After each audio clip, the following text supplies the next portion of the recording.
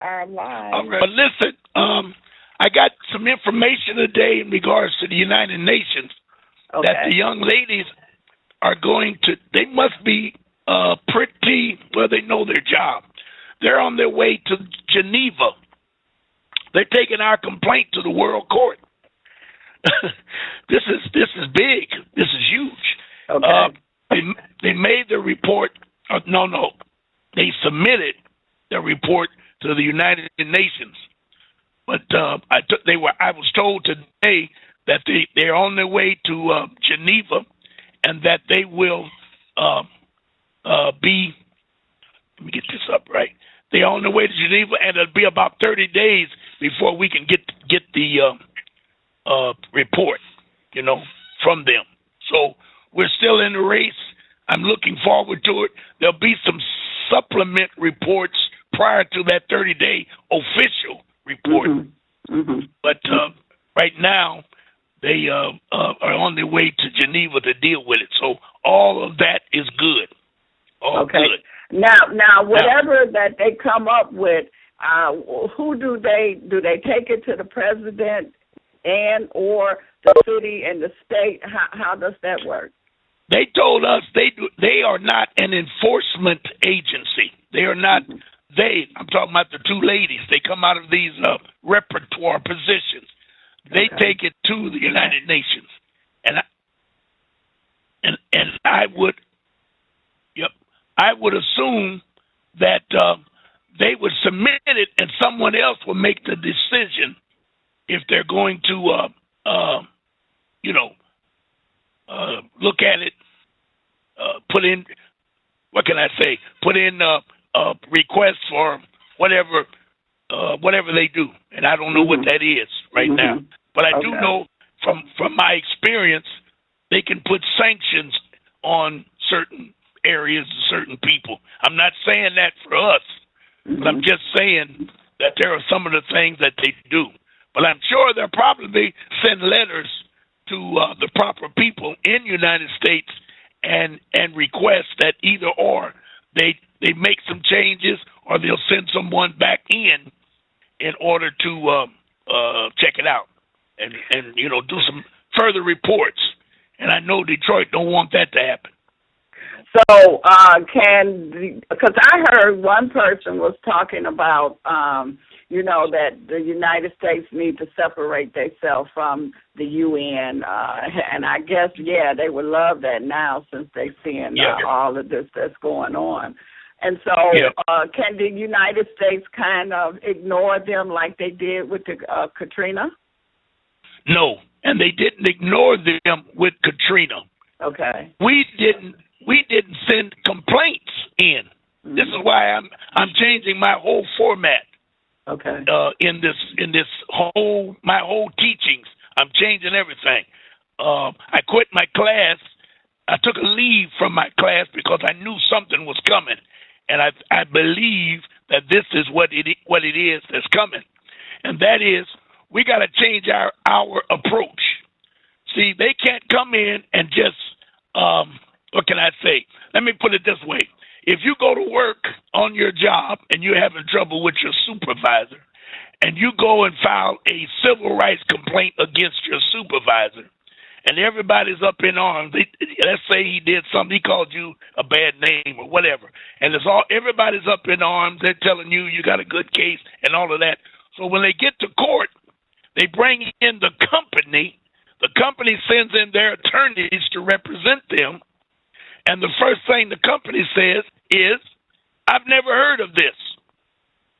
Now think about the way I said that, man. You only turned in the supervisor. You did not put the company on notice that they had a racist working for them or something like that. Okay. So now that we put the complaint in with the United Nations, we have to follow up and take our complaints to the courts from the United Nations perspective, in that we got to go through the lower courts, the middle courts, and the federal courts in order to get rulings on our complaint. Now, I hope that it doesn't confuse you, because that's where it should have been all the time. Anytime you get refused in the lower courts and your grounds are of the, and I'm going to use the term, the violations of any constitutional right, now you have an opportunity to take it to the higher court, Supreme Court. Okay. I mean, of United Nations. I don't know if that is clear to me, but you tell me, do you understand? Yeah, you have to go through the procedures. They have certain steps that you got to do, A, B, C, and D. Yes. In order to get to F. I got you. Yes. Okay. And so you would think, now Ferguson would be on notice that the Attorney General came in there. Now, if people don't get redress from the Attorney General's so-called investigation, they can go straight to the Civil Rights Commission. They can go straight to the Human Rights Commission. Okay. Well, you know that Attorney General left office, so they have a new one that's in there now. He's gone already? I thought there was a... Okay. I don't know. It's another person, but maybe one of the listeners could let us know. All right. Well, I do know that he put in his resignation. All of that was a fanfare. But his exit date, I never saw it. I've heard them talk. See, I've heard them talk down in Ferguson that he had done some things. I tell you what he did. When they started leaking that information, he sent out a letter, a notice that he thought that was poor legal maneuvering for them to leak information from the secret so-called that committee that they have set up down there. Mm-hmm. Okay. So I would think he would submit his resignation. The president would say something like, "Give me an opportunity to find someone and get them cleared for the job. We don't want to leave the job empty before we put someone in." You see what I'm saying? Well, I believe that they already have someone. Okay, good enough. Because I think that he went to Wall Street, or one of the banks, or he has a big position up there with where the banking system. Okay, all right. Well, that's good enough for me. I just hadn't heard that information, so I was just trying to explain how it works. Okay. Now, what we just discussed on the following the proper procedures, 99% of us, when I say us, I'm talking about the blacks that are in the know, especially the Moors. They have no idea what that's all about. Now, most people will say to you, "Man, it won't do any good to do that because they're not going to do this." I know the courts. Somebody just went into 36 and they got thrown. All of those negatives. Okay, but now my position is the negative is really a positive. You want them to reject you so you can take it to the higher court. But you got to go through the procedures. See, that's a ploy on their part to ignore you and make you have a feeling that they're no good, and there's you can't get anything out of that. So when you tell people, "Let's file our paperwork in the lower court," they're going to say right off the bat, "They don't do it. They won't do anything. There's nothing to that." Blah blah. You know, that type of negative stuff. And that's a good thing. That's a good thing. Yes, it is. Because now you can immediately appeal. Now, my eviction, I had an eviction with foreclosure, and they treated me like a stepchild, like a runaway slave. Okay. And I can laugh now, but it was a hell of a drama going through it. But I can look back now, and I've studied everything they did that was wrong. So what I did, I refiled in the lower courts, because a 36th district is the court that evicts you. No matter what happened in the federal court with the corporations or circuit court with your complaint, all of that is null and void because it funnels itself back down to the lower courts, who takes that information and evicts you. You did? Mm-hmm. So they evicted me in the lower court, and I I have filed for a void judgment.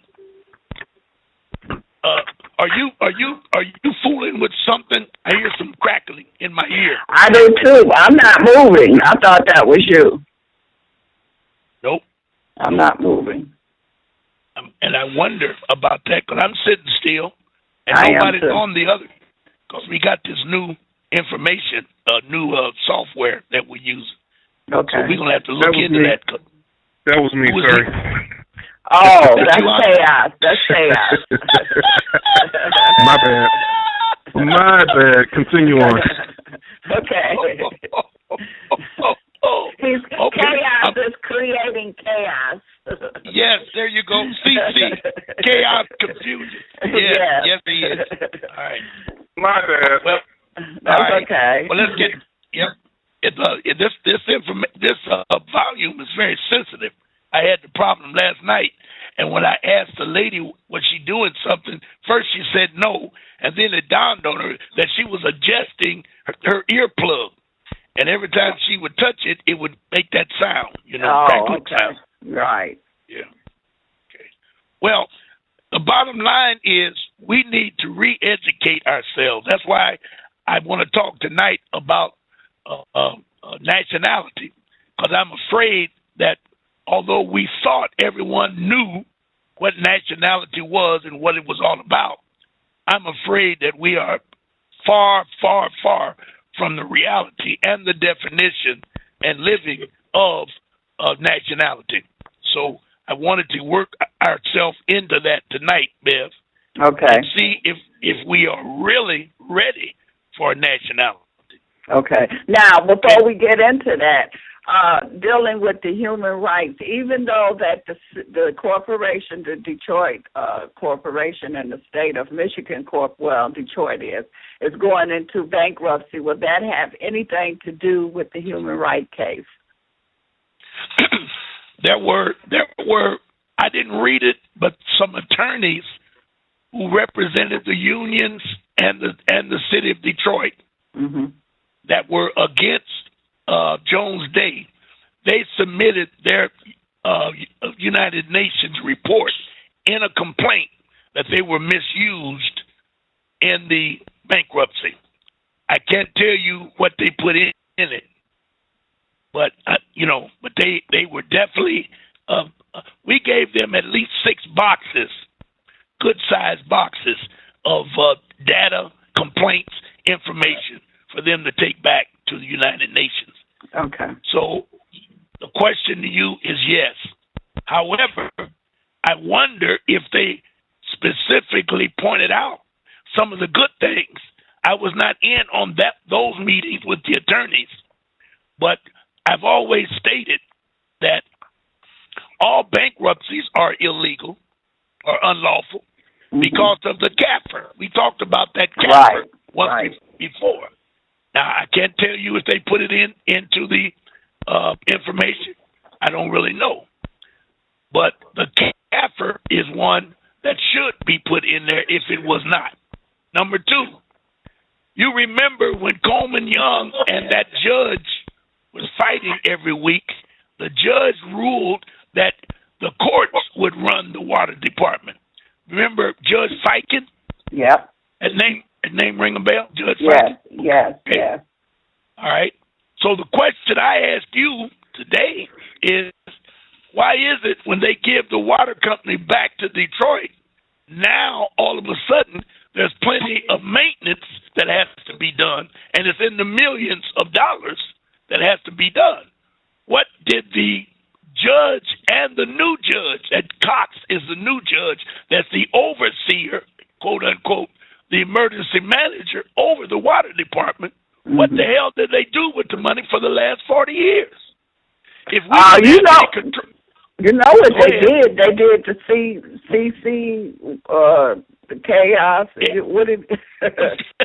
Yeah, CCS, chaos, crisis, and solution. Yes, but that should be brought up. We should be able to audit their books to determine what they really did with the money.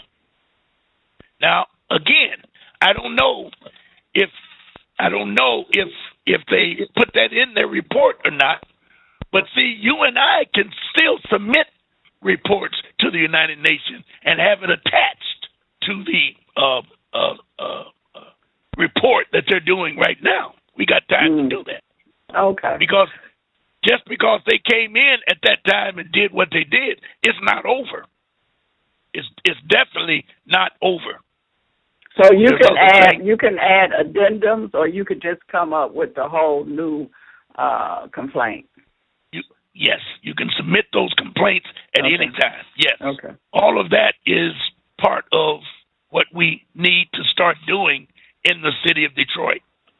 And when I say it that way, we got a lot of people who, let's say they teach, I have classes, and I'm going to start my classes back. But I'm going in this time on a different level, a higher level. Yeah. And I'm going to screen out those bums, those damn troublemakers that think they know everything, that want to talk about the history so much rather than educating us on our rights. That's the most important factor.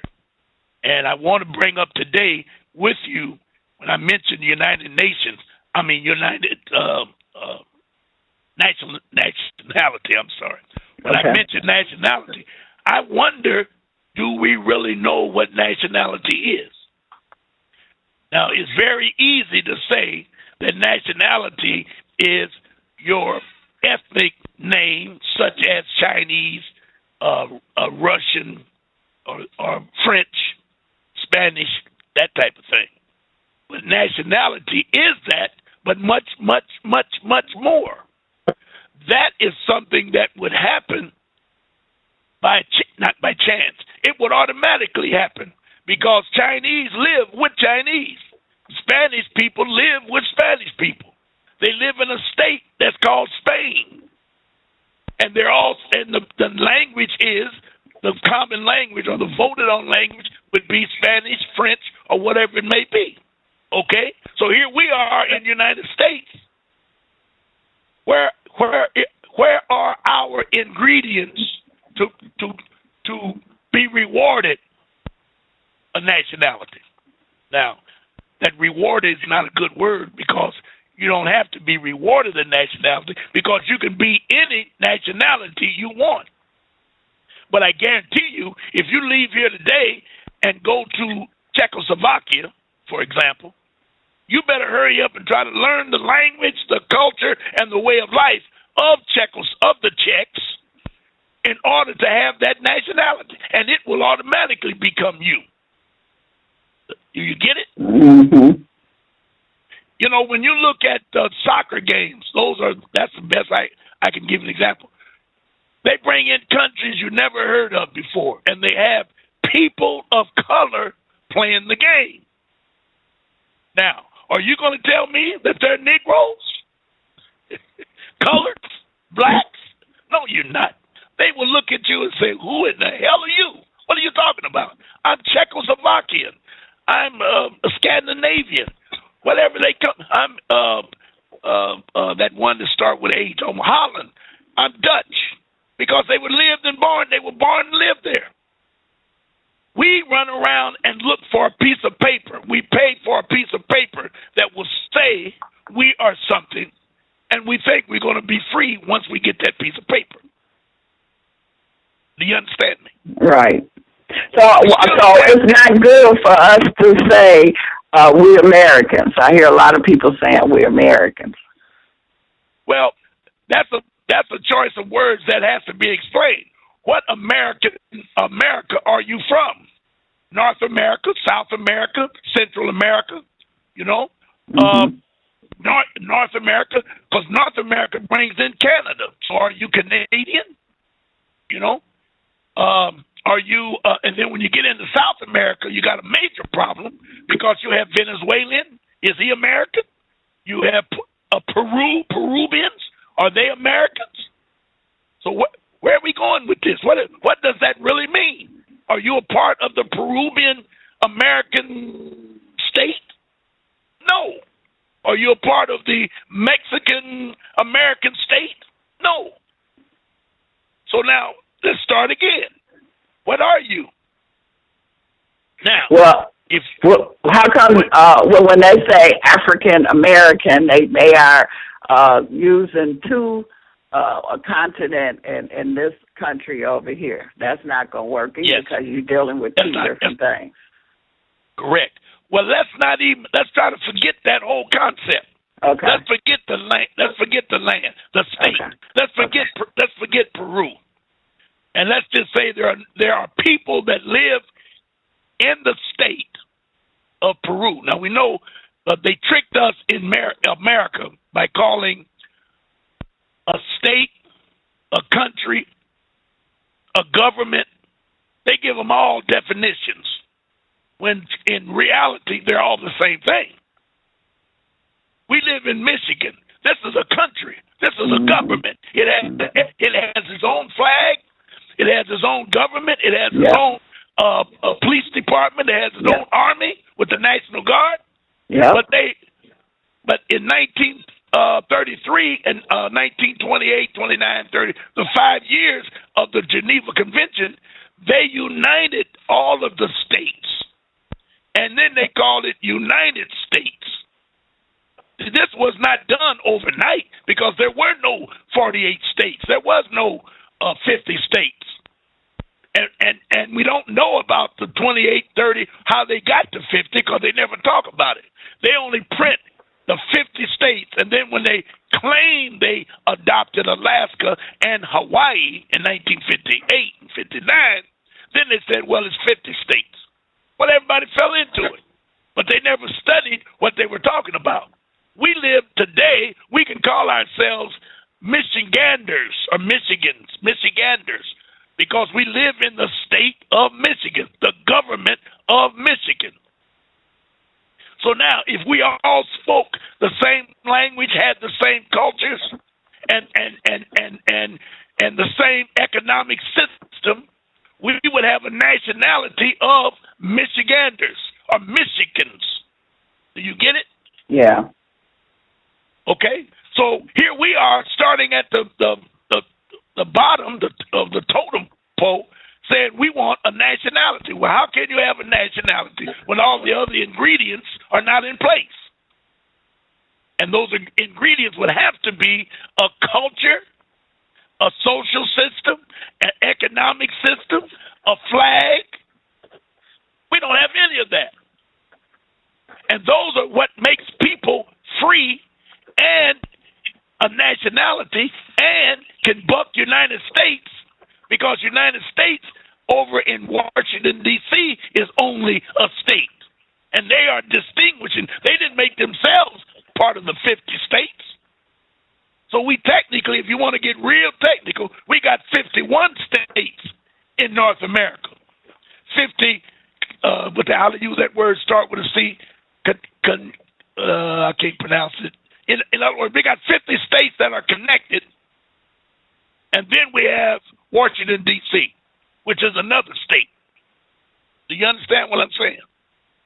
Now, I thought they was countries. Are they countries or are they states? The word state, the word country, the word a government, the word trust are all the same thing. All right. They're all a fictitious corporation. Now, get to that. Corporation. All the states are incorporated. They incorporated themselves with Washington, D.C., but they all have individual autonomy because they are states and they have a government of that state. Because we always have said corporations are fictitious entities. So let's start with that. If corporations are fictitious entities because you can't touch them, they don't have any hands. But Michigan is a fictitious entity. Government, by definition, is a fictitious entity. A trust is a fictitious entity. You can't touch a trust. A trust cannot write a check. A representative called a trustee of the trust can write the check. A representative of the state of Michigan can sign for you to do something, such as the governor, such as the Secretary of State. everything that's in Washington, D.C. is in each and every one of our individual states. They got us all confused, Bev. Yeah. And we need to look at it. I don't have all the answers, don't get me wrong, but I do know what we have to do in order to free ourselves and to accept and be rewarded with a nationality. And that is, Bill, I'll give you some definitions, because we're getting ready to get into it. But you need to build a community where people are of the same mind. And we don't do that. We hate each other with a passion. And the system makes sure that we do that so that we don't become a state, a government, a nationality. If they would tell us tomorrow that we all are Moors, do you think that would change something? You're going to have a whole lot of Christians telling you, I don't want to be a Moor. Now, they'll tell you that, but when the United States said that everybody was a 14th Amendment citizen, nobody said a word. When Martin Luther King went to the White House and signed all that paperwork back in the Civil Rights era and said that we were all 14th Amendment citizens and we were 14th, we come in on the 14th Amendment, nobody questioned that. We were here before the Europeans showed up. I proven that. And you can prove it yourself if you look up your neutralization laws.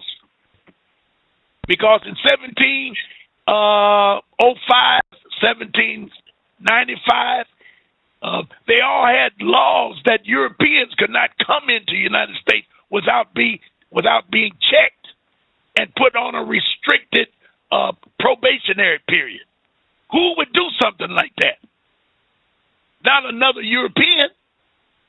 And when you read those laws and rules, they tell you that those people that come in were troublemakers. That's why they set up 5-year, 7-year, 14-year probationary periods, and even went as far as not only did you have to be a good citizen, they added the word moral citizen. Now, think about that for a minute. How can you be, who's going to judge you of being a moral citizen of good character, a moral citizen of good character? The president himself, back in the day, had to sign off for these people to come in here.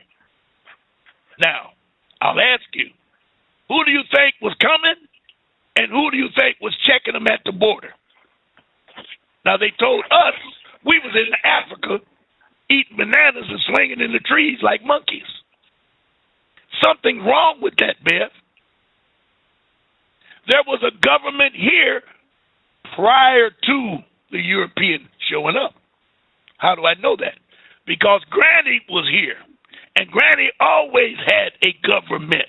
It wasn't written, but she ruled everything. Everything that went on, Granny could solve it back in the day. We all admit that that's true. So when the Europeans saw that, he realized how there was peace. See, the Moors were the only ones that could get along with each other because they had rules, regulations, and laws that they had to live by in order to be at peace. That's why all of the countries that formed themselves had to have a treaty with the Moors called peace and friendship. Nobody talks about that. If you didn't have a treaty with the Moors of peace and friendship, you could not dock your ships. You could not trade in the world. Nobody would even trust you. You had to have the credentials of a contract with the Moors that you would be peaceful and have friendship with your people, with the people on earth. Now, the picture that they have painted for us, and this is what we have to change, this picture that they have put in our mind sight, is that we came over here from Africa. When they came over here, the Europeans, it was red people, which they called Indians. And they were the original people that were here. And so they have a contract with them, with those certain tribes. And so this is what we've been taught. This is what we've been brainwashed with this information. So you telling us that the people that was here when the European came over here was people that looked like you and me, people of color, not red people. Correct. The Indians. The so-called Indian, we'll come back to that. The so-called Indian called the European a red man because they were red. The only red man you see is a European. I don't give a damn what you say. You ain't never seen a red Indian. You ain't never seen a red nothing but a European. Peckerwood. That's why they call them redneck Peckerwoods. And I ain't doing that. They call themselves rednecks. Proud of it. I'm a redneck. They got redneck jokes. Why would that? How come they don't have Indian jokes? If the Indian was a red man, why do they take it on themselves to call themselves rednecks? And I've learned with this, and I know you're going to smile when I say this European psychology that they use on us. They take everything that we take as good and turn it to be bad. Everything. Exactly. So now you can go back to 1774 when they made that first secret pact that they were going to change everything, and everything evil would be black and everything good would be white. Now they had the Noah Webster, who started the first so-called dictionary. He was in with them, so when they started that madness, they began to change it in the dictionaries. And then along comes 1856, 57, right after Dred Scott, when Horace Greeley hooked up with Abraham Lincoln, and they decided, once he was elected, that it would be mandatory for all farmhands, what they call them, due to their history, they called them slaves. But they were not slaves. They were workers. In order to work, you were considered a slave. No one wants to work today. And it's not an ugly thing because you can't make a living, you can't grow if you are a worker because someone else controls your income. So what else could you call yourself as a worker but a slave? But Hollywood, out of their trickology and their European psychology, made old Black Joe in the cotton fields dragging a cotton bag. They said those were slaves. Sharecroppers were not slaves. They had bad contracts. They went to work for the European, and they went to work for black people. I was told through the black economist. He said facts that black people don't know about. He said in the beginning of the book that the first concept of sharecropping came from a black landowner. A black landowner. Now, if you look at the concept of sharecropping, it was good. There was nothing wrong with sharecropping. Number one, you had a job, you had an income. Number two, you could feed your family and your children. It didn't get ugly until those, and I'm not going to say who started it, but when those homeowners started cheating, when they found out that most of the workers could not speak English, so they would make them sign contracts that was in lopsided contracts that was more in favor of the landowner than it was of the worker. And we've been cheated in that concept ever since. Mm-hmm. I have some data. You know what? I just discovered that flood, a lot of my paperwork got thrown out because of that rain that they had. A lot of my stuff. My boxes got wet. My bookcase down at the bottom of my bookcases, I got to throw all that stuff out. Wow. But anyway, I've had information out, and I can go back and research it. I do it when I do my classes and show you the contracts that they made the sharecroppers, quote unquote, the slaves, quote unquote, signed. And then in the system of the European, they had a government system, a trust that I'm going to talk about in a minute. That once you signed that contract, you became property of the trust. So the trust could go to the municipal government of that community and say that Ron March violated the contract that he signed, and I'd like to have him arrested and work out the rest of his contract. Most of the blacks that were doing this work had no idea that was going on until it was too late. I know you can visualize this, man. Well, you know, make excuses. but a good example of what you're saying was shown in the movie Shango. Yes. Yes, it was. Yes, it was. And that's how we started. You and I got together with that movie. Yeah. Because it was based on contracts. Yep. And 99.9%, it wasn't that they couldn't read or write. See, that's how they do the negative thing. Oh, the slave couldn't read or write. No, that had nothing to do with it. Most of those slaves could probably speak 6 or 7 languages, but they wasn't good in English. So when the European writes his history or his story, he makes it look like they were just dumb, stupid. We had to take care of them, that type of thing. And then we not realizing it, which is not our fault, because we don't know, because we were born into this madness. We never had. Now I'm fortunate. I'm a little better than you, Bev, because I lived. I'm older than you. That's what makes me, and I don't mean better, but I've lived longer than you. So that means that I lived in the 50s, born in the 40s, and I lived that segregated life where black folks didn't go to that Peckerwood for a damn thing. They had everything they needed in their community. Then we go into the 60s when they started that integration crap. I lived through that and saw how we walked away from all of our empires and our entrepreneurial businesses and began to go into the European stuff. Integration. They never came to our stuff. We always went to their stuff. So that meant that our stuff started dying.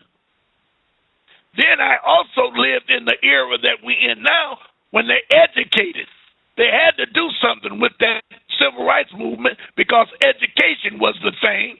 And if you could bark like a dog, you could go to college or at least get a loan. So what happened going into the 70s and 80s, and now that we're in 2000, they have a major problem with these educated blacks, and there's no jobs for them. So now the whole economy is shot because of poor planning and poor management of the European, because all he was looking out for was his own butt during that era. We are suffering because we never realized what we were in, and it was all a trick. And now here we are in Detroit. Unemployment rate is 27% in Detroit. The president is bragging and fighting the Republicans that he has dropped it, the annual percent, from 11 and 12 down to 9.9, which is a good thing on the books. But when you go into Detroit, Ferguson is probably about 35, maybe 40% unemployed. You dig it? Yeah. And around St. Louis, there's 31 communities that are identical to Ferguson. So you could almost say in Missouri itself, the whole state might be around 30% unemployed. And if you made every one of them, gave them all a nationality, it would not change a damn thing because nobody knows what a nationality is. You kind of get it. And they don't know what to do with it when they become a nationality. Yes. Yes. Yes. And it's not a negative thing. It's a study thing. A nationality is a mindset. Yes. Nothing. You, Beverly, and me, Ron, we only have control of one thing. That's right. I don't care how rich we are. I don't care how much we get on our knees and pray. All we have control of is our mind. That's correct. That's correct. And that's it. That's it. And if you don't get into that mind and realize that your Creator put everything in that mind that you need to survive and to be wealthy and never have to beg for a damn thing, you got a problem. You dig? Yes. Now, they, on the other hand, they create all of these facades, like I just told you. The government. What is a government? Can't nobody give you a definition. A corporation. What is a corporation? General Motors, Chrysler, and Ford. Okay. So if they are a corporation, then a state is a corporation. Everything out there that's not in you is a corporation. Because every day you get up, you have to go before a corporation. Now, think clearly. I'm going to cheat a little bit here and say, since black people don't know what a nationality really is, I'm going to tell them they live in a nationality every day, and that nationality is called Negroism.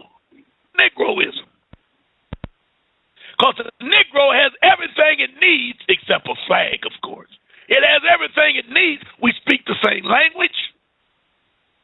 We refuse to buy among ourselves, so we all take our money and give it to someone that don't look like us. We don't like, if it comes to socializing, all we want to do is bowl, dance, and boogie-woogie, and drink liquor.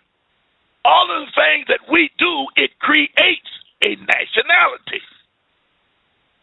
Let's look at some definitions.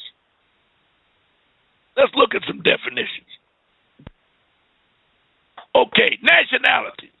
The status of belonging to a particular nation. That's one. I'm just giving you one definition. And it says, nationality. The status of belonging to a particular nation. They changed their nationality and became Lebanese citizens. All of this is abstract. Nation, citizen, Lebanese. That Lebanese means that you can visualize what a Lebanese would be. For example, when you see a brother with a fez, you would automatically say he's a Moor because you visualize that. Okay? If you see a person with a long African garb on, you would guess that he's not only is he African, which is the wrong thing to say, he's going to tell you, I am Ghanaian or I am a Sierra Leonean, whatever it is, that type of thing. But my point is, they belong to a group of people. That's all it means. They belong to a group of people. And once if you have a trust, Bev, now listen to this. If you have a trust, an irrevocable trust, and you put all of your belongings in that trust, your home becomes your embassy. So the home and the land that it sits on, because you have to put in your property description what latitude and longitude you are talking about. You put that in your trust, then it becomes your nation. You can put a flag up on your land. That's your land. You set up your own bylaws. You set up your own rules. The people in there have the same way of life because they belong to you, your family. If you have a couple of bums in your family, which we all do, you can ostracize them. Get the hell out of here. Whatever the worth of this trust is, you won't get any. This is what the Jews do. They have a trust. Each one of those families have a trust, and it's funded by their Q account. And the trust is always the kingpin, the heir apparent who runs the trust.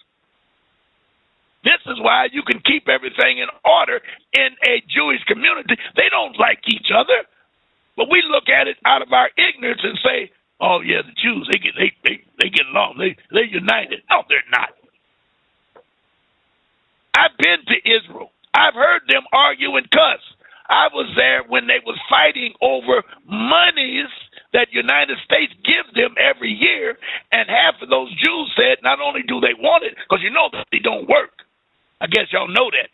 Over 50% of the Jews, male, female, children, they don't work. They just out there, walking around, sitting in a smoke, what they call it, a smoke saloon, smoking a pipe, stuff like that. They have an opportunity to go to college, and if they tell the heir apparent that they want to go to college, that's probably in the trust, and the money is there for him to go to college. So they got rules. You can go to college, but if you flunk out 3 times, you don't get no more money. I've talked to black women. My mother-in-law works for Jews. You know how they fall in love with them. Mm-hmm. They work for Jews. They have told me inside information that only, and I make them bring it up so my wife can hear it or someone can hear it, because it only supports what I'm telling you. They have it set up. And you never hear about the police raiding a Jew's home. Are you telling me all Jews are legal? No. You telling me Jews are not in jail? Shit. Yes, they are. But I guarantee you, you ain't never heard of no drug raid into a Jewish home. Why? Because they can't go on the land, because the house is in the trust. Now, you can't put anything in the trust that you do not own. You got to remember that. Okay. You can't put a mortgaged home in a trust. You're breaking the law. But once you pay it off. Now, my son asked me this morning. He said, "Dad, aren't the houses paid for when you sign your promissory note?" "Yes." "So we can put our house in there?" I said, "Yes. But prepare yourself to go to court, because they're going to come after you. Now, if you're not ready to fight that battle, don't put it in there. This is something we got to learn. If you're not prepared to go to court and fight for your right, don't do it. I am almost ready to do that, fight for my rights. But I got some other things to do. You put your automobile in there.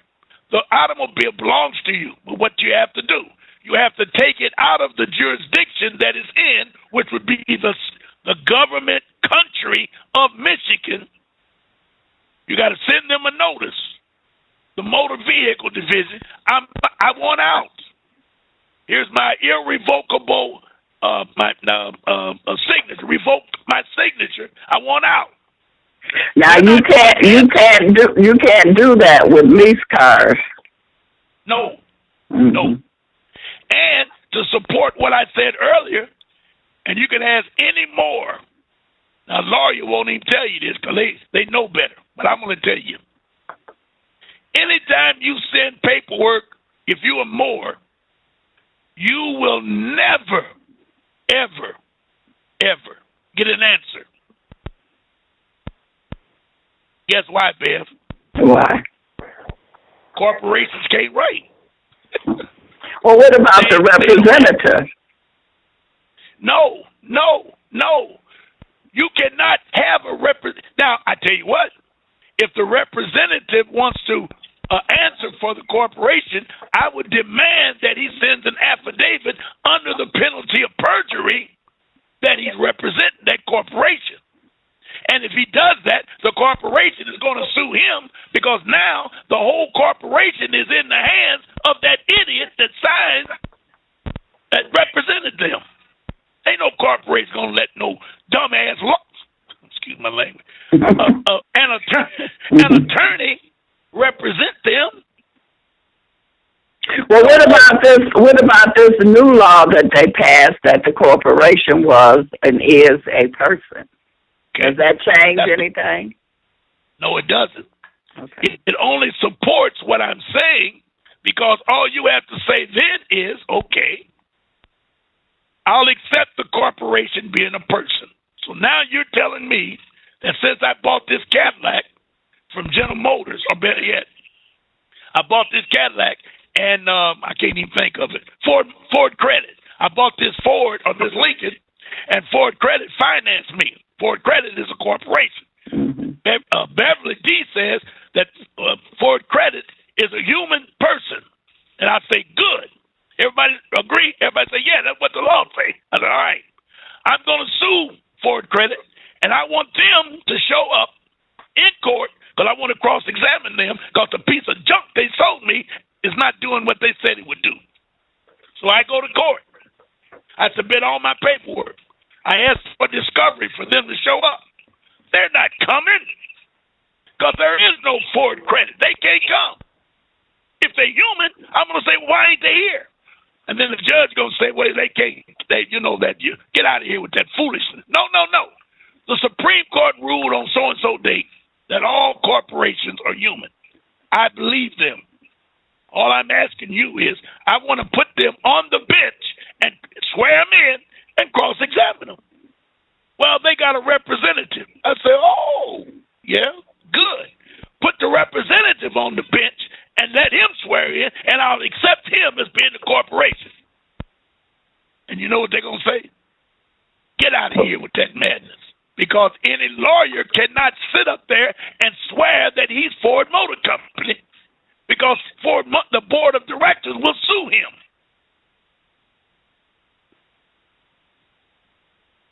Okay. You understand what I'm saying? Yes, gotcha. Ron, go ahead. Go ahead. No, I was just getting ready. I want you to finish your thought. Go ahead. Well, I was only going to say, that's why you have to use certified mail when you communicate with a corporation. And you put in your notice or your declaration, and listen to this wording. Listen how legal it is and how tricky it is. A notice to the principal is a notice to the agent, and a notice to the agent is a notice to the principal. Well, we know the principal is Ford Credit. Somebody had to sign for that letter. Harry Johnson might have been the janitor. Beulah Smith might have been somebody that thought it was very. I don't care. I'm covered, because I'm telling you, when that green card comes back, Ford Credit has received it. So now I wait 30 days and I don't get an answer, because nobody's going to stick their neck out and answer. Now I send them another letter and say, this is what the law says, not me, the law says. You have to send them they call it an optacure. So what is an optacure? It's an opportunity for them to answer a second time. Why? Because they might have lost it, they might have misplaced it, whatever. But this time, you're not going to give them 30 days to answer. You're going to give them 15. At the end of 15 days, if they don't answer, now you're going to send the last letter, and you're going to say, you are now in default and dishonor. Because so-and-so date, I sent this, and it was signed. Here's the number that they used to sign it. Next letter. On that date, I sent the optacure, and that did boom, boom, boom, boom, boom. All of that's in that last letter. Now I'm giving you 5 days to reply. If they don't reply, you can go downtown and file charges. Put in a summons and complaint against that company, and whatever you charge them with in those letters, they have to come to court and answer it. That's called an administrative remedy. You get it? Got it. I got it. we got to get into that. Now, when we come back after break, or do you have a call? Yeah, I got a caller. Okay. Let's see, area code 301-403. Area code 301. Hello? Yes, yes, we hear you. Yes. I just want to just throw this comment in, just add on to what Ron Moss is saying. It is that mind control is far more efficient in destroying Christians and establishing the total state, and the science of mind control is now capable of mass brainwashing. So that's what Ron is saying. They pretty much just brainwashing us now, and what Ron is telling us that we need to listen to him and take heed what he's saying, because he's trying to get us out of this brainwashing that we in, and he's the only one that's is more connected to understanding about the mind, because you don't have too many people out here talking on their shows about the mind. They just telling you about a topic and that's it. So we need to get on board and come to one mind on this show and get this thing together, because we can change it just like that. That's all I have to say. All right, but don't say that I'm the only one. I'm just a voice in the wilderness. But there's other people out there. But I appreciate your compliment. Okay. Okay. Thank you, caller. All right. Bye-bye. Thank you. Yep. Now, when we come back from our 10-minute break, you can call 347-215-8041. Okay. I guess we'll start out with, what are we going to do with our nationality? Are we ready for it? What do we have to do? And I think it would be best to start out to say what a nationality is not. In other words, to pay someone to get you some paperwork to become something is not nationality. Because the first hour I tried to stress the importance of the mind. If the mind has been conditioned to be a Negro, if you went to Venezuela, you'd still be a Negro. They would probably put you out because you refuse to learn the language, you refuse to eat the food, you refuse to mold yourself into those societies where you are residing. So as a result, you haven't changed. Nationality is not going to save you. You dig? And when we read definitions of nationality, I don't care where you go to get them, they keep talking about certain things such as the status of belonging to a particular nation. Now, nation in itself is nothing more than, I could have said, the status of belonging to a particular corporation or government or state.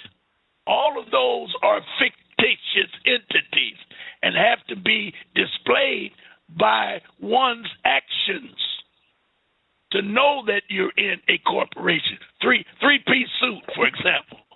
I'm just throwing something at you. Three-piece suit. You know you're in a corporation with that type of thing. That's the standards of that corporation. So if you're in a nation, you need a flag. You need land if you're going to go into a particular nation. You dig? So we don't have any of that today. So just by paying someone to get your paperwork is not going to help you. Going into court and declaring yourself a nation, a nationality. It all sounds good. I know you're going to get angry, but what is that going to get you? Why would the judge be concerned? He's going to treat you as a Negro. I don't give a damn who you say you are. I said that to him more last week, and they really got upset.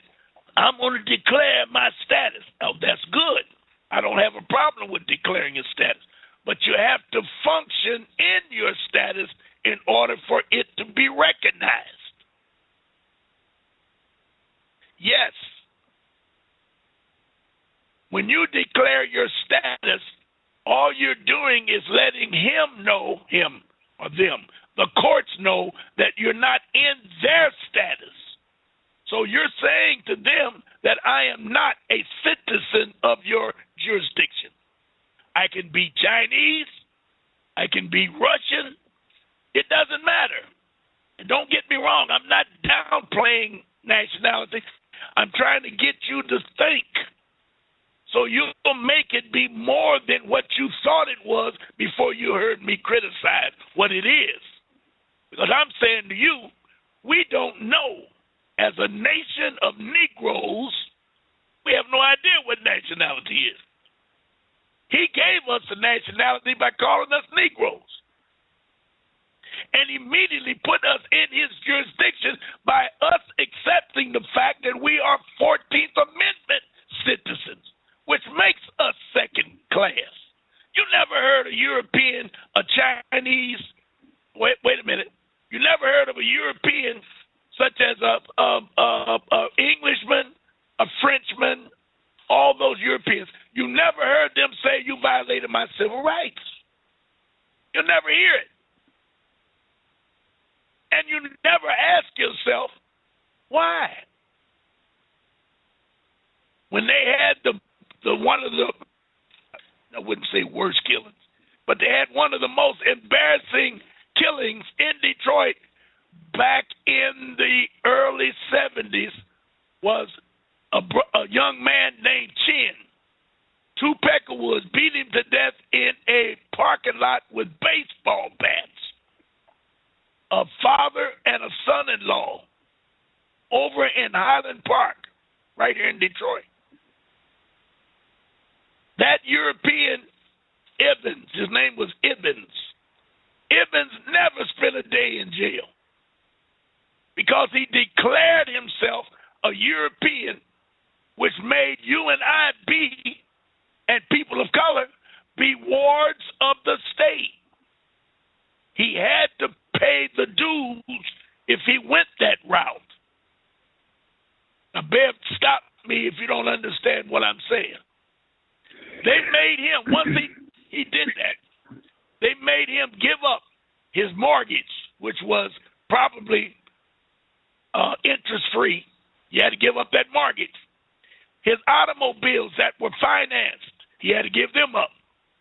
His children were in college. He had to give up that.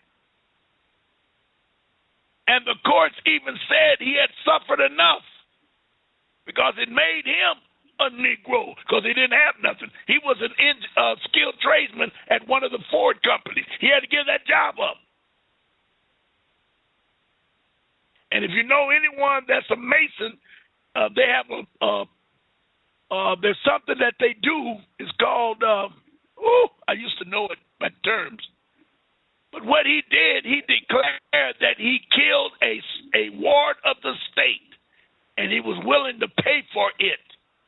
And the pay was stiff. Now, how did he set that up? Number one, he was a Knight of Columbus, which is he was a fourth degree Knight of Columbus, which made him be on the same level as a 33rd degree Mason. He might have been a little higher, but he was definitely high in the order of the Catholic Church. All Knights of Columbus belong to the Catholic Church. He also called in a judge who was also a Knight of Columbus, the Shemansky family. Everybody in Detroit's heard of Shemansky.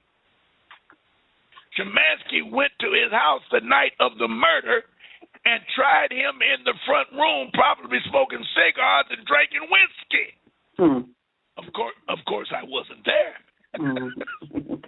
But he tried him for a misdemeanor of, I don't know, taking a life. I never saw the charges. But whatever they were, he could not be recharged because it would be double jeopardy. The Chinese mother was so upset. They took that case all the way to the Supreme Court. I know they went to Cincinnati. And that European never spent 1 hour in lockup. I'm telling you this, and maybe I'm going to the extreme, but I'm trying to explain to you that they don't have to worry about nationality because the systems are made to respect them, because the 13 colonies that came here were 6 European nations. I got to do a show on that. Okay. It was 6 European nations that signed, quote unquote, the so-called Declaration of Independence. Those 6 European nations combined to create 13 states, 13 colonies, 13 governments. Listen to me. All of those words mean the same. It doesn't matter. They tricked us by splitting them up later in time and then teaching us some garbage that everybody screwed up today. But the 13 colonies were the original, in my opinion, from what I've studied. I would call them the first Fortune 500 companies. Team was a Fortune 500. And they were all owned and controlled by a Britain, because they set them up. Those persons were what they called in our history book, better yet, their English books, they call them indentured servants. The George Washingtons, the damn Andrew Jacksons and all that crap came out of that. They sent all them bums over here. We were already here. We already had our nationalities at that time because we were all in our cultures. When the Europeans decided not only to start a war with England, which was New York at the time, they also started dickering with the rest of the nation, or the land. Let's just call it the land. And King George III told them Europeans, King George was a mulatto. I wasn't there, but all indication he was not European. He told them, not only are you going to pay taxes because you came over here to work, we gave you the right to come in here, and you're going to work and do as we said in the commercial affairs. So all you got to do is read the Constitution. It's all in there. You have a right to commercial affairs. That's why we argue today that we, the indigenous ones, have a right to travel anywhere in this country. But they use the Constitution, circumvent it, and say you can't do that without being taxed. So we want license, we want registration, and we want insurance. Well, the Constitution says you don't have to have that if you are traveling. We brought you over here to create a commercial enterprise, and we taxed you on that because you had to pay us. You owe us for coming over here. That's what it was all about, that so-called Revolutionary War that they make it look like it was such a glamorous jobberoo with George Washington standing up there like a damn whatever, coming across the Delaware. All of that was in hindsight. Oh, the Black Moor named... You know, Bev, as I get to read and get into all this stuff, certain things just come to me. And you tell me to prove it. I can send you where I got it from, but the thoughts that I have may not give you the same thoughts because they don't want to print this kind of stuff. When I discovered, 2 things I discovered that really rocked my noggin. Number 1 was the neutral strip. You should write that down, Bev, and look that up. I'm writing it down. Neutral strip, that was the first one. And the second one was the Europeans that came here had that secret meeting in 1774 to create havoc, or havoc's not a good word, atrocities on the natives, and I say natives, the people that lived here. King George III said, look this up, Bev, Royal Proclamation, line, Line, Royal Proclamation line. He told them damn Europeans, y'all just unruly. So here's what we're going to do for y'all. Number one, you're going to pay us the way we sent you over here. You're going to pay us for being here. Them businesses started, and you're going to pay us, number one. Number two, you're not going to be allowed to cross the Alleghenies. Look it up. It's still there today. It's called the Royal Proclamation. It was signed in 1663. Unbelievable.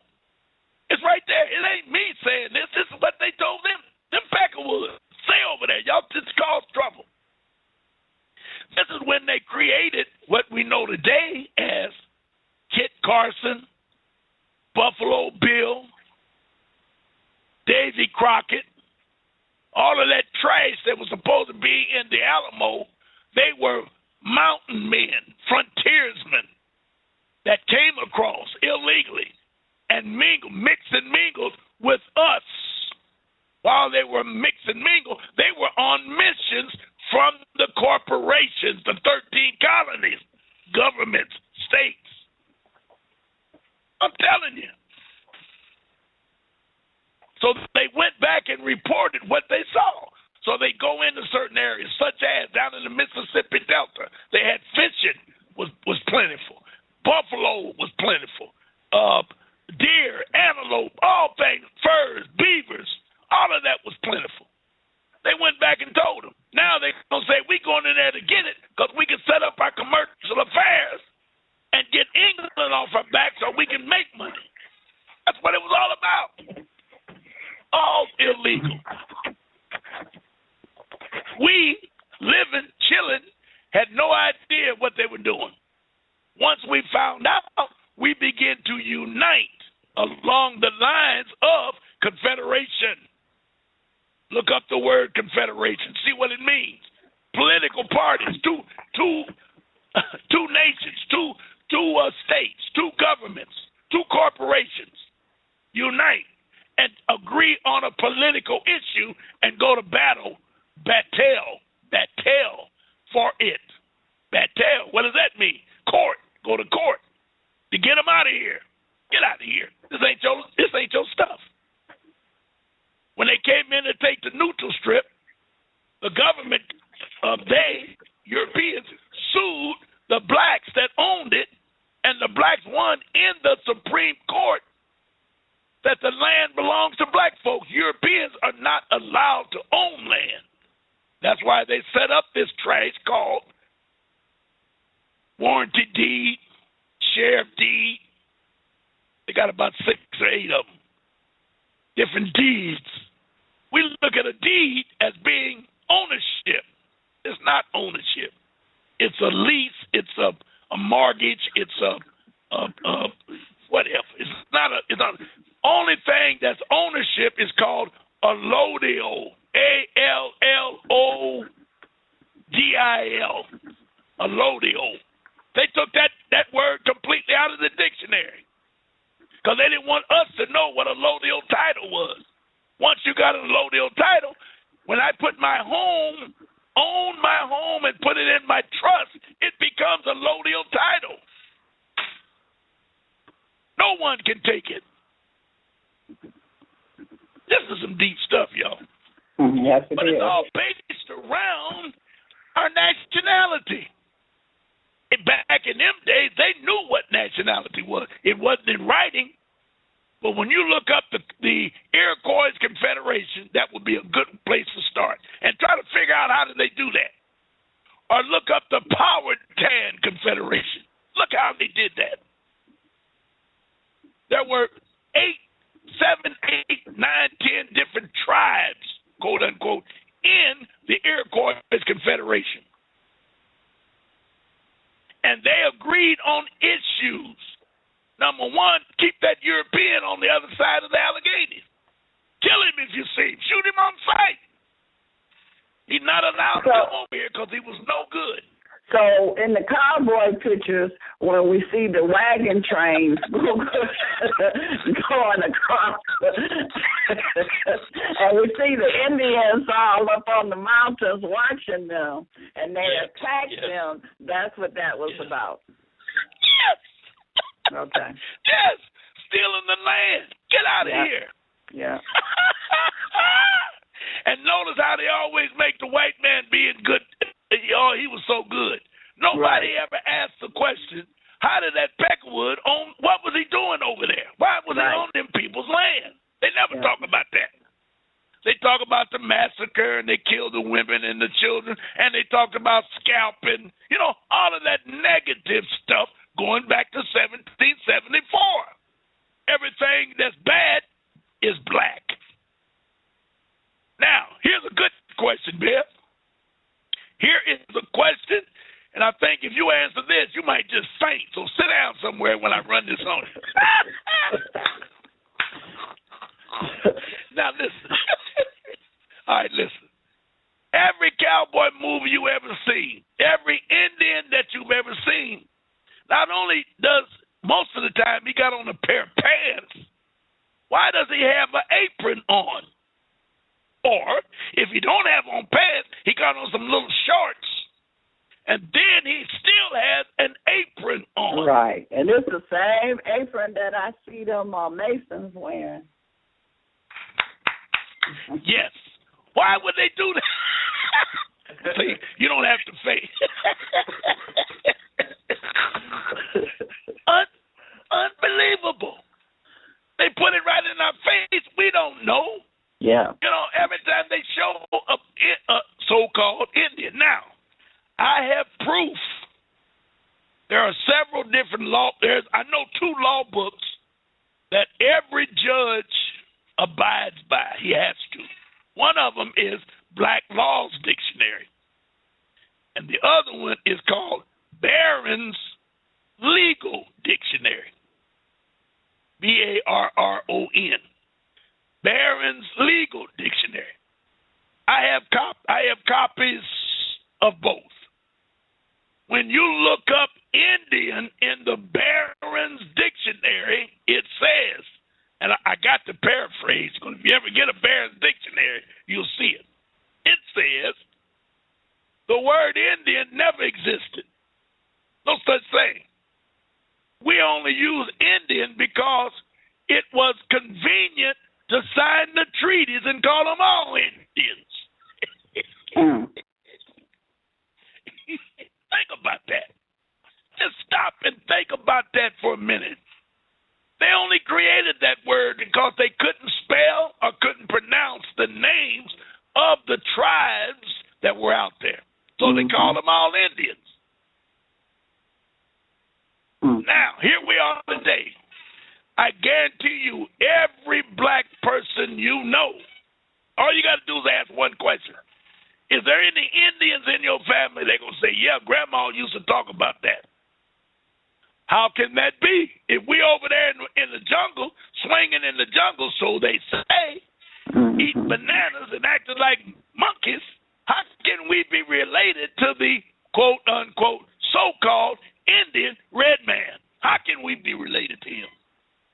Right, because the story that the brainwash, the mind control that they tell us is that we came over here on the slave ship, so they had total control over us.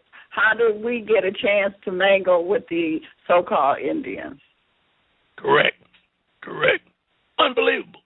Then you ask the question, why didn't they put the Indians on the so-called cotton fields? And the answer, you ask any white man, if you get in a conversation with a European, friendly conversation, let him run his crap.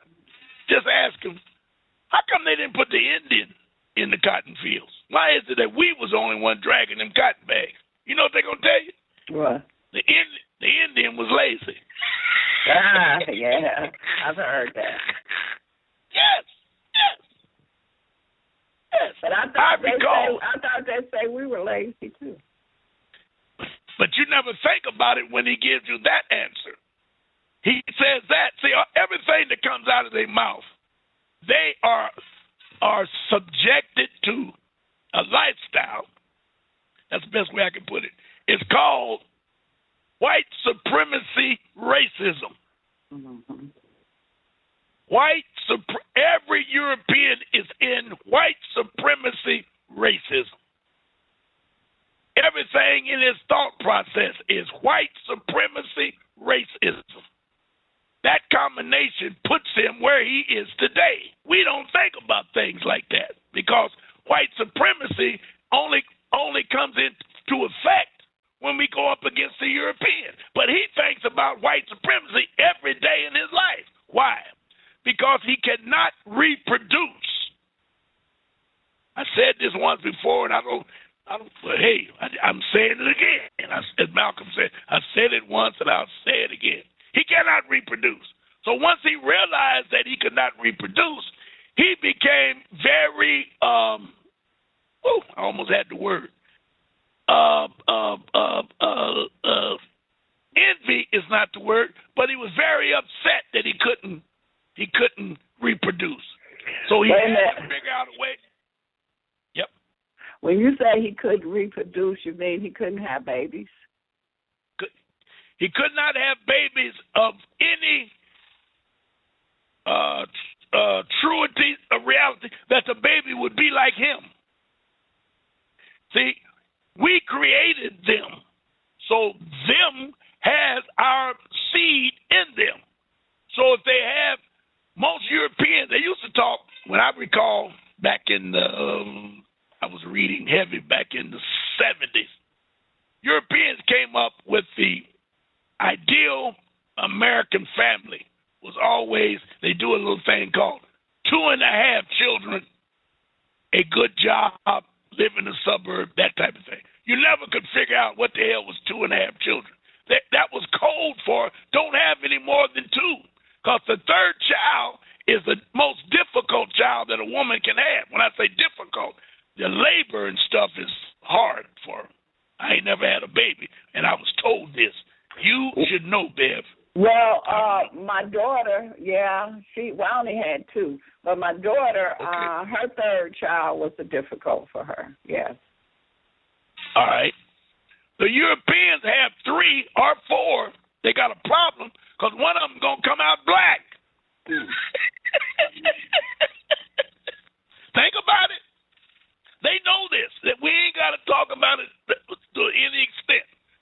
They know this. They stay within the 2 realm. Think about it. Europeans don't have a lot of babies. Now, when you go up in them mountains, down there in the Appalachian, they have 10, 12, 14. Why? Because they're all Europeans up there. But once they come down and start mixing with the races, there's going to be some black blood in there somewhere. And once that black blood gets in there, they cannot afford to be way out in the suburbs living that European life and then pop out and have a little nappy head baby or something that don't look like them. Don't have blonde hair. They love to say, oh, he just blue eyes, just so pretty. And that blonde hair really sets him off. That type of crap. That's what they're looking for. But they get too far out there with too many children, they don't know what it's going to be. So that was a problem for them. So they begin to hate us, black men. And they used to do things when they had the period of hanging, murdering. You should look at some of them pictures, Bev. I know you done seen them. Who would get a enjoyment out of cutting off one's genital parts? Right. Or cutting a woman's baby, she pregnant, cutting it out of. Who ever heard of such madness? And they would come from afar, Bev. They're gonna have a nigger. We call it picnic. That's right. They call it a pick-a-nigger. Yeah. And they would then burn the parts. They would celebrate, sell the parts. Think about that. Who could do something like that? And for what purpose? They've had some rituals I don't want to go into it because it's just too nasty. But if they would eat certain parts or if they would take certain parts home, drink the blood, all of that madness would make them become more fruitful in making babies, stuff like that. Yeah, You should listen. Still do it today. Still do it today. If we knew what they did, we would. It's unbelievable. I've been listening to a female, and if I see you or you call me, I can bring you a copy. Okay. Her name is Frances. Write this name down. You can go on YouTube. You ain't got to wait on me. Okay. Her name is Frances. Cress. Frances Cress Welsing. Yeah, she been on the show. Then if she was on the show, she must have talked about white supremacy, racism. Yeah, she did. And I mean that woman is something else. Yeah. I've heard her, but I got some good. I got one called the Katrina Wake Up Call. And I'm telling you, she lays it out. A wife was walking through the house and heard her and sit down. I had to eat cold meal that day. She stopped cooking. But I'm telling you, she's something else. Yeah. But anyway, my point is, we don't get off the subject. My point is, I'm trying to stay with the fact that a nationality is something that you have to create in your mindset. You can be called anything because we've all been accepted. We all accepted Negro, colored, and black, so it wasn't no big deal. You're going to be accepting whatever you want to be called if you don't have a mindset that will put you into that realm of what you want to be. Mm-hmm. The mind is the most important factor of everything that exists on earth is your mind. And that you have to deal with that. You are 100% correct. I'm telling you. And the Moors say you must, and I told myself that I was going to bring it, but I didn't bring it. You got to have love, peace, friendship. It's 5 principles of being a Moor. Justice, equality, freedom, justice, peace is 5 of them. Maybe I can look them up real fast.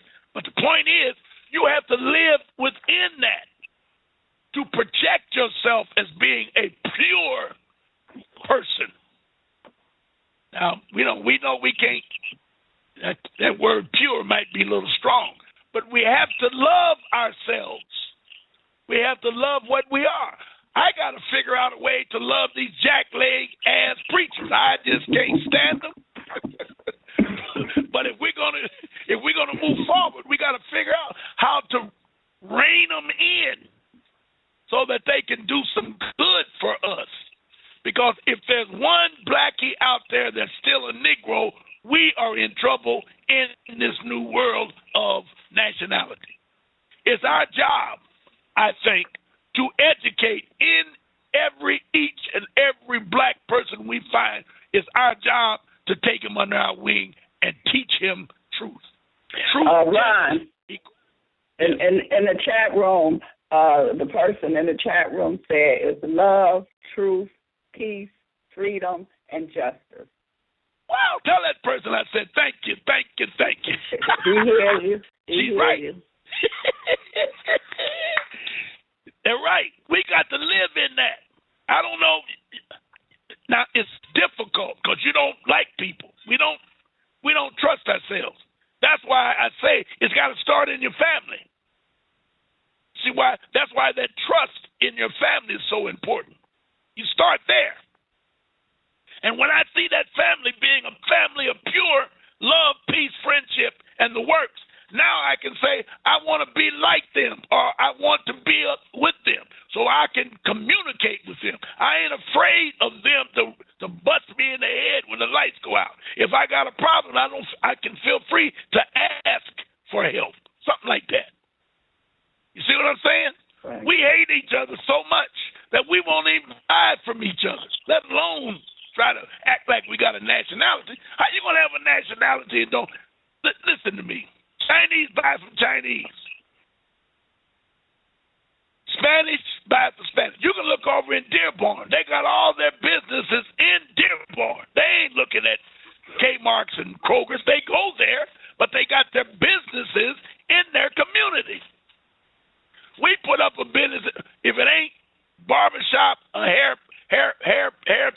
women. What else? That's it. It's over with.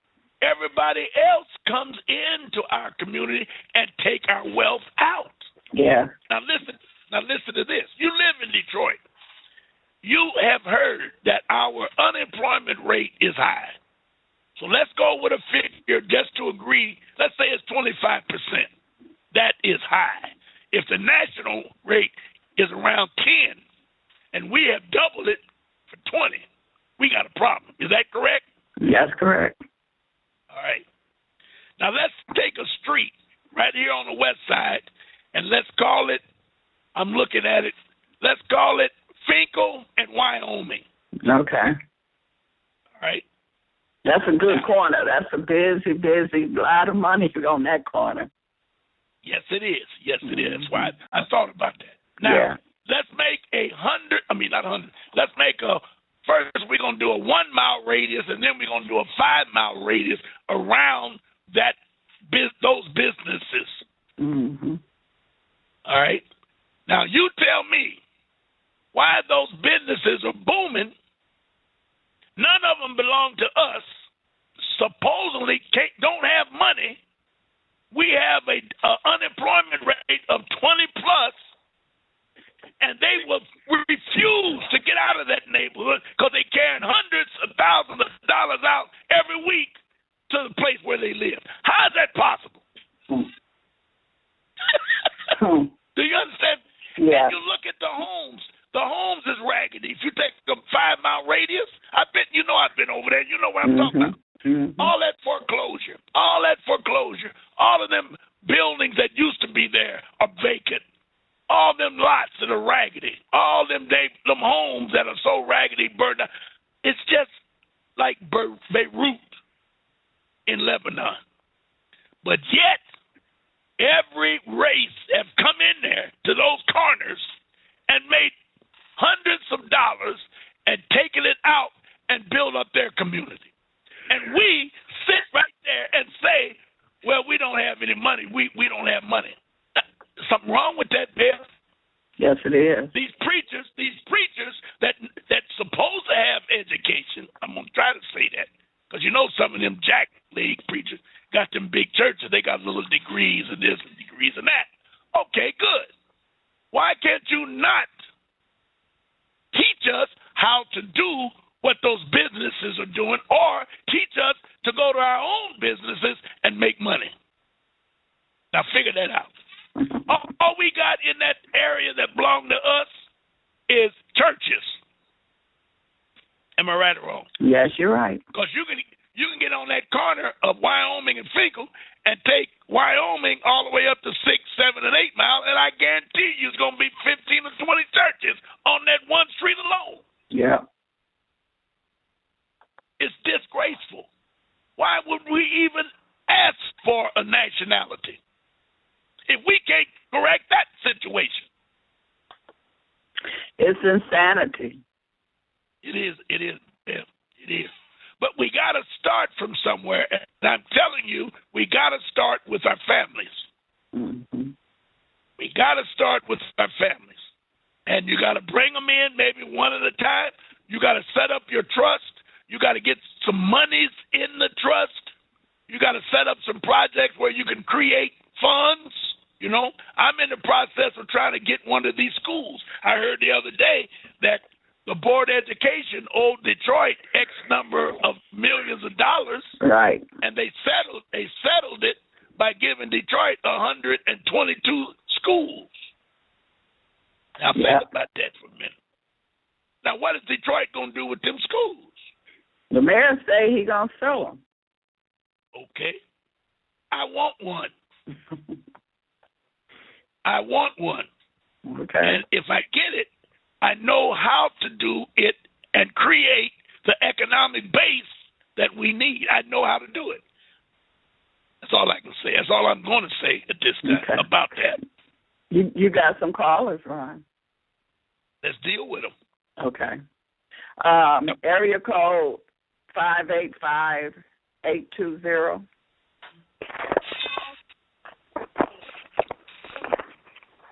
Are you there, caller? Okay. Okay, let's try. Wait a minute. Hello? Hello? Okay. Let's try 313-758. Hello, can you hear me? Yes, we can. Yes. Yes, we can. Hello, how you doing, Ron Marks? How you doing, Beverly D? My name is How Timothy you Clark. doing? Okay. Might as well be all right. I'm great. All right. What you got on your mind? Problem. They're trying to take my house away from me. And from what else back, do? the house is all paid for. I want to know if there's anything I can do to save my house. I have went to Step Forward Michigan.org, and they're supposed to be helping me. Okay. So I was just wondering if there was anything else that I could do. I stay in Highland Park, Michigan. Have you? All right. Have you been downtown at the tax at the Register of Deeds and talked to them? Not late. Have you been down there? I have been down there tomorrow. I was doing that. If they're trying to take you, all right. If they're trying to take your house, you got to know how far are they in taking your house. Are they ready to put it up for auction, or are they giving you? Go ahead. They said that they was getting ready to put it up for auction. Okay. So, now, when but was it's not in foreclosure. It's not? Well, okay, so you must owe 2012 taxes. Yeah. Yes, that's what it sounds like. Oh, more than, have more you been than down that. to make? Okay. Are you working? Not. I'm retired. I'm too old. I'm getting ready to go back to work. I'm going to have to. Yeah. Do you have any type of income? I get Social Security. And not. All right. I'm only asking that to see if you can go down and make some type of arrangement. That's all I'm asking. That's what I want to know. I'm going to get the family, somebody to borrow some money, to give me some money to take. The hearing is February 19th, the show cause. Oh, okay. Okay, show cause. All right. Mm-hmm. Now, are you familiar with welfare rights down on Woodward, across from the Fox Theater in that big church? No, I didn't know anything about it. All right. No, I didn't know anything about it. All right, listen carefully. Try to picture the Fox Theater. You standing with your back to the Fox, looking at the Tiger baseball stadium, and you put your hand up to the right. There's a great big old church over there. Go in that church and go to the fourth floor. It's called Welfare Rights. Now they got fourth floor. They got programs, and I heard today that there are exemptions for seniors to get out of paying taxes. You need to get down there and get that information. I'm going. All right. And I also have a home-based business that we can make some money with, but nobody don't want to buy nothing. That stuff is good. What else? Good for you. What else is new? Yeah, you got to work with it. If you got a good product, don't give up. I'm not. If the product is good, it'll work. But you got to keep working. That's all I can tell you. Now, do you have my email address? Yeah, I have it. Say again? I have your email. Email me. Get it. Okay. All right, get my email address, ronmarkshow@yahoo.com. Email me, and I'll do what I can to help you out. Okay, thank you. All right, thank you, caller. All right, caller. Okay, Ron. What else you got? That's it. The other number not answering. Okay, all right. Well, you understand why I said to you earlier today that are we ready for nationality? See, I hope I brought on enough for people to start thinking. You know, to have paperwork. No one talks about nationality but us. Why is that? And no one is without a nationality but us. There's got to be a reason for that. I really think that since we are indigenous, we don't have to have a nationality because we come from the earth. The land belongs to us. Nobody else can say that. A Chinese has to say he belongs to China. Portuguese has to say he belongs to Portugal. You see what I'm saying? Mm-hmm. We belong to the earth. And the United Nations has declared us, I was meant to look that up on break, but I forgot. They've already declared us the oldest indigenous nation on earth. Why would they do that, Biff? Because we are. Okay. If we are, that means that the earth is ours. Mm. We were here before the Europeans. These races did not develop until the Europeans showed up to get different colors. Right. See what I'm saying? Yeah. And those of color, we have no problem with people of color. If you go to China, they'll treat you like a king or a queen. Until you start talking that Christianity crap about Jesus and all that, they'll throw your booty out of there. But as long as you leave that crap at home, they'll treat you like a king. I haven't been to China, but I've been all through the Middle East. Cruised the Mediterranean Sea. I've been to Israel. I've been to Egypt. I've been to France. I've been to Germany. I've been to Spain. I've been to Greece. And I didn't go there on a military trip. I went there on a vacation. And I met and mingled with the people. So I'm telling you, we got a whole world out there that we're not even aware of. And everybody can't do what I did, but I'm just saying, you have to study and remember that the mind is the best weapon that you ever had was your mind, and they have to get your mind in order to get you. Yeah. And so they do it in different ways. Loud music, sex, all that sex thing really throws you for a loop. Mm-hmm. You know, every commercial you see has got sex involved in it. Why is that? They know how to get you. They spend thousands and thousands and thousands of dollars to figure out how to keep us in a state of ignorance. We got to shake that.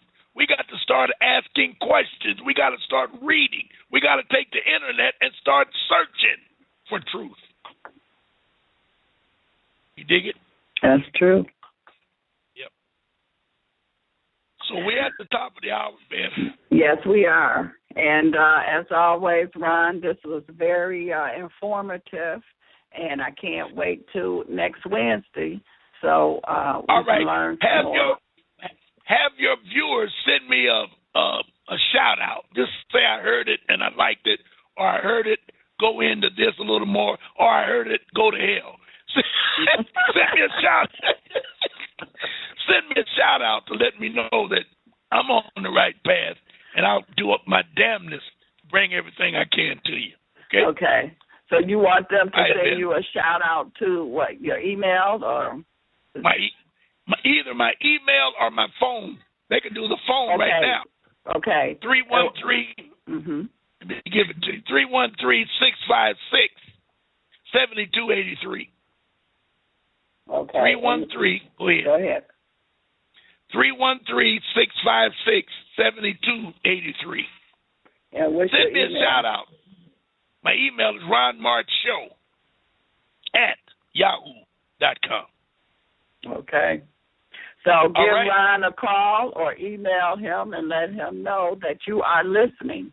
I see you out there, so let him know that you are definitely listening and to the information that he's giving us. Okay, and that Ron. phone call, they don't really have to talk. They can send me a text. They know how to text me. Right. Because I gave my phone number, they can text me. All right? Okay. Until next Wednesday. I appreciate you.